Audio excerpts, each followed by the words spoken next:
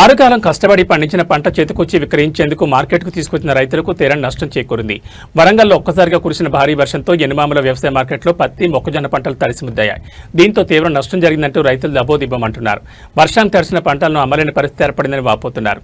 ఈ పరిస్థితి నుంచి రాష్ట్ర ప్రభుత్వం ఆదుకోవాలని రైతు సంఘాల నాయకులు కోరుతున్నారు.